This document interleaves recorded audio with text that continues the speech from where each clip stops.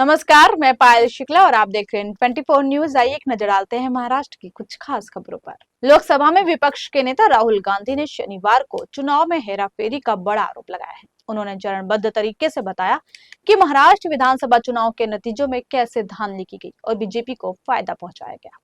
उन्होंने इसे चुनाव कैसे चुराया जाए नाम दिया है। वहीं राहुल के आरोपों पर बीजेपी ने पलटवार किया। अंग्रेजी अखबार में छपे मैच फिक्सिंग महाराष्ट्र शीर्षक वाले आर्टिकल को राहुल ने सोशल मीडिया प्लेटफॉर्म एक्स पर शेयर किया। इसमें उन्होंने चुनाव कैसे चुराया जाता है के नाम से एक एक चरण में बताया कि उनके अनुसार यह चुनाव कैसे गड़बड़ किए गए। राहुल गांधी ने लिखा कि साल 2024 के महाराष्ट्र विधानसभा चुनाव लोकतंत्र को नुकसान पहुंचाने की एक सुनियोजित योजना थी। उन्होंने ट्वीट में आगे ये भी दावा किया कि बीजेपी की नजर अब बिहार विधानसभा चुनाव पर है, जो इस साल के अंत में होने वाले हैं। राहुल ने कहा कि महाराष्ट्र में जो मैच फिक्सिंग हुई वही अब बिहार में होगी और फिर यह हर उस जगह पहुंचेगी जहां बीजेपी हार रही है। राहुल गांधी ने आरोप लगाया कि बीजेपी ने 5 फेज में रणनीति को लागू किया और महाराष्ट्र विधानसभा चुनाव और उसके नतीजों को प्रभावित किया। राहुल ने अपने लेख में कहा कि मोदी सरकार ने साल 2023 में चुनाव आयुक्तों की नियुक्ति से जुड़ा कानून बदलकर इसे केंद्र सरकार के पक्ष में झुका दिया। राहुल ने इसे अंपायरों की नियुक्ति के लिए पैनल में हेरफेर करार दिया और लिखा कि नए कानून के तहत बनाई गई चयन समिति में प्रधानमंत्री, एक केंद्रीय कैबिनेट मंत्री और लोकसभा में विपक्ष के नेता शामिल है। चयन समिति फिर राष्ट्रपति को मुख्य चुनाव आयुक्त या चुनाव आयुक्तों के नाम की सिफारिश करती है। राहुल ने सवाल उठाया कि चयन समिति से देश के मुख्य न्यायाधीश को हटाकर एक कैबिनेट मंत्री को क्यों रखा गया। उन्होंने लिखा, अपने आप से पूछिए, कोई क्यों एक ऐसी निष्पक्ष संस्था से एक तटस्थ जज को हटाकर अपने आदमी को बैठाएगा। राहुल गांधी ने अपने आर्टिकल के कैप्शन में लिखा, चुनाव कैसे चुराया जाता है। साल 2024 के महाराष्ट्र विधानसभा चुनाव लोकतंत्र को नुकसान पहुंचाने की एक सुनियोजित योजना थी। राहुल के मुताबिक पहले स्टेप में चुनाव आयोग की नियुक्ति करने वाले पैनल में गड़बड़ी करना, दूसरे स्टेप में मतदान सूची में फर्जी नाम जोड़ना, तीसरे स्टेप में मतदान प्रतिशत को बढ़ा चढ़ाकर दिखाना, चौथे स्टेप में जहां जहां बीजेपी को जीत की जरूरत थी वहां फर्जी मतदान करना। राहुल गांधी के 5वें और आखिरी स्टेप के मुताबिक सबूतों को छिपाना था। राहुल ने कहा कि समझना मुश्किल नहीं है कि महाराष्ट्र में बीजेपी इतनी बेताब क्यों थी, लेकिन धांधली करना मैच फिक्सिंग जैसा है। जो टीम धोखा देती है वो भले खेल जीत जाए, मगर इससे संस्थाओं को नुकसान पहुंचता है और जनता का नतीजों से भरोसा उठ जाता है। उन्होंने कहा, हर जागरूक भारतीय को इन सबूतों को देखना चाहिए, खुद सोच समझकर फैसला लेना चाहिए और जवाब मांगना चाहिए, क्योंकि महाराष्ट्र की यह मैच फिक्सिंग अब बिहार में दोहराई जाएगी और फिर वहां भी जहां जहां बीजेपी हार रही होगी। राहुल के पोस्ट को बीजेपी नेता अमित मालवीय ने एक्स पर रिपोस्ट किया और लिखा, ऐसा नहीं है कि राहुल गांधी को यह नहीं पता कि चुनावी प्रक्रिया कैसे काम करती है। उन्हें बहुत अच्छे से पता है, लेकिन उनका मकसद स्पष्टता नहीं बल्कि अराजकता फैलाना है। वे बार बार जानबूझकर अपने संस्थागत ढांचे को लेकर मतदाताओं के मन में शक और भ्रम के बीज बोने की कोशिश कर रहे हैं। जब कांग्रेस चुनाव जीतती है, चाहे वो तेलंगाना हो या कर्नाटक, तब यही सिस्टम न्यायपूर्ण और निष्पक्ष बताया जाता है। लेकिन जब हार होती है, हरियाणा से लेकर महाराष्ट्र तक, तो रोना धोना और षड्यंत्र के सिद्धांत शुरू हो जाते हैं, और वो भी हर बार। महाराष्ट्र चुनाव में फिक्सिंग के दांव पर सियासत गर्मा गई है। कांग्रेस नेता राहुल गांधी के बयान पर बीजेपी ने मोर्चा खोल दिया है। मुख्यमंत्री देवेंद्र फडणवीस ने राहुल पर तंज कसा और वोटर्स का अपमान करने का आरोप लगाया। फडणवीस ने कहा कि राहुल ने बिहार चुनाव से पहले ही हार मान ली है। वहीं एनसीपी ने कहा कि इतने बड़े पद पर बैठे नेता अगर हल्की बातें करेंगे तो समझ नहीं आता कि उनके दिमाग में क्या है। सीएम फडणवीस ने कहा कि जब तक राहुल गांधी जमीन पर नहीं उतरेंगे और तथ्य नहीं समझेंगे, तब तक उनकी पार्टी हारती रहेगी। राहुल गांधी को नींद से जगाना ही पड़ेगा, वो मतदान का अपमान कर रहे हैं। राहुल को कुछ पता नहीं होता कि वो क्या बोल रहे हैं। सर, राहुल गांधी जी का आर्टिकल आया, किस तरह से देखते हो, क्या कहेंगे?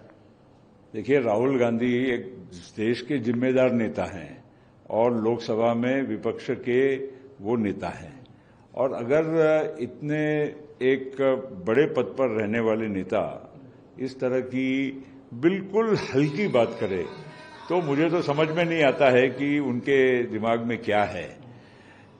आखिर जब वो चुनाव जीतते हैं लोकसभा के, वो खुद का चुनाव जीतते हैं, तब सब अच्छा होता है। हार गए तो बस अंगूर खट्टे हैं।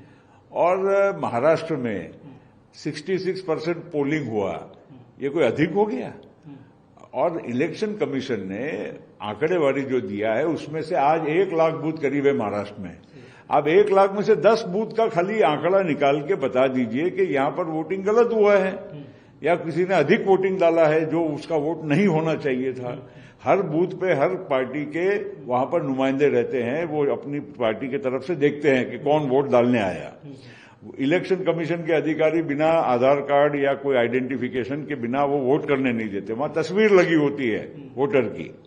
अब ये सब होने के बाद अगर आप बोलते हो तो कुछ प्रूफ दीजिए ना, खाली बोलने से, संशय निर्माण करने से बस शक पैदा कर दिया और कह दिया कि भाई वोट गलत डाले गए हैं।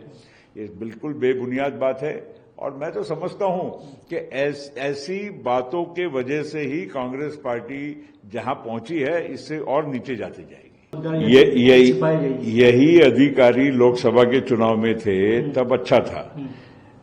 पूरे देश में इलेक्शन कमीशन, कर्नाटक में चुनाव में आप जीतते हैं, तेलंगाना में जीतते हैं तो बहुत अच्छा दिखता है। आप अभी खुद जीतते हैं अपनी स्वयं की सीट तो सब ठीक लगता है, और जहां पर दूसरे जीते तो भाई ये तो कौन सी बात है, ये कौन सा इंसाफ है, मुझे तो समझ में नहीं आता है। और जहां मैंने कहा ना कि 10 पूरे महाराष्ट्र के 1 लाख बूथ में से 10 बूथ का ख्याली वो ब्यौरा अगर वो आंकड़ेवारी के सहित साबित करके दिखाए कि यहां पर जो वोट डले हैं ये गलत डले हैं, उनके खुद के एजेंट जो नुमाइंदे वहां बैठे हैं वो साइन करते हैं। जब वो मालूम है कि बूथ जब बंद होता है, जब वो बैलेट बॉक्स बंद होता है तो उसके साथ उनकी सिग्नेचर ली जाती है। उनके 10 आदमियों ने प्रूव करना चाहिए। बेबुनियादी बात, हरियाणा में आप जीत गए लोकसभा, अच्छा था। हरियाणा में हार गए तो क्या कहा, महाराष्ट्र में आप जीत गए लोकसभा, बहुत अच्छा था। यही अधिकारी थे, यही वो सब लोग थे। देखिए बात ऐसी है कि लोकतंत्र में लोग अपने विवेक से वोट करते हैं और उनके विवेक पर अगर हमने शंका डाली कि भाई लोगों ने मतदान किया है, वोट किया है, वो सोच समझ के नहीं किया है, तो मैं समझता हूं कि लोग ही इसकी सजा देंगे। अरे कैसे, पर कोई बात तो बताओ, खाली बोलने से क्या होता है, कोई सामने कोई प्रूफ तो लाओ। कोई किसी ने 4 आदमी ने आके खड़े होके, कोई अधिकारी ने बोलना चाहिए कि भाई मुझे दबाव डाला गया, कोई उनके वोटर ने आके बोलना चाहिए कि मेरा वोट मतलब जो डालना मैं चाहता था मुझे डालने नहीं दिया गया और किसी ने डाल दिया। कुछ तो बात होनी चाहिए ना, सिर्फ खाली। और महाराष्ट्र में 66% वोटिंग हुई है। वो 66% कोई बहुत ज्यादा महाराष्ट्र के इतिहास में कभी नहीं हुई है, ऐसा नहीं है। साथ में ये भी कहते हैं कि लोकतांत्रिक जो संस्था है, प्राइवेट संस्था, लोगों का अभी भरोसा उड़ गया है। लोगों का कांग्रेस पार्टी और राहुल गांधी से भरोसा उठ गया है, इसलिए इस तरह की बेबुनियादी बचपने बातें करते हैं। इसका मतलब यह है कि राहुल गांधी, इन्होंने बिहार में अपनी हार मान ली है। मैं हमेशा ये कहता हूं कि जब तक राहुल गांधी जमीन पर नहीं उतरेंगे, तथ्यों को जब तक वो नहीं समझेंगे और जब तक अपने आप से झूठ बोलेंगे, अपने आप को झूठा आश्वासन और झूठा दिलासा देंगे, तब तक उनकी पार्टी कभी जीत नहीं सकती। उनको जागना ही पड़ेगा, यथार्थ समझना ही पड़ेगा, नहीं तो ऐसी बेसिर पैर बातें वो हमेशा करते रहेंगे, हमेशा झूठ बोलते रहेंगे, हमेशा मतदाताओं का अपमान करते रहेंगे। ये राहुल गांधी ने महाराष्ट्र के मतदाताओं का जो अपमान किया है, इसके लिए मैं उनका निषेध करता हूं। देखिए, राहुल गांधी जो बोलते हैं न उनको पता होता है वो क्या बोल रहे हैं, न सुनने वाले को समझता है वो क्या बोल रहे हैं, इसलिए उसके ऊपर मैं क्या प्रतिक्रिया दूं। यदि परीक्षा में कोई बालक फेल हो जाता है तो वो अपनी गलती स्वीकार नहीं करता। घर पर आकर मां बाप से कहता है कि परीक्षा में इस प्रकार के सवाल आए थे जो किताब में नहीं थे, बहाने बनाता है। उसी प्रकार से श्रीमान राहुल गांधी चुनाव की परीक्षा में फेल होने के बाद कभी स्वीकार ही नहीं करते कि उनकी गलती है। जब चुनाव जीत जाते हैं तब ईवीएम अच्छा, चुनाव आयोग अच्छा, सब कुछ अच्छा, पर यदि हार गए तो दोनों तरफ से ये ढोल बजाएंगे। यदि इस प्रकार के ढोल बजाने के बजाय वे चिंतन करते तो शायद इतनी खस्ता हालत कांग्रेस की नहीं होती। विगत 15 वर्षों में राहुल गांधी के नेतृत्व में जितने चुनाव लड़े गए, 99% चुनाव में उन्हें हार मिली। उनके बड़े बड़े नेता उनको छोड़कर चले गए। तो इसके लिए बहाने बताने की जगह यदि वो चिंतन करे तो उससे उन्हें अधिक लाभ होगा।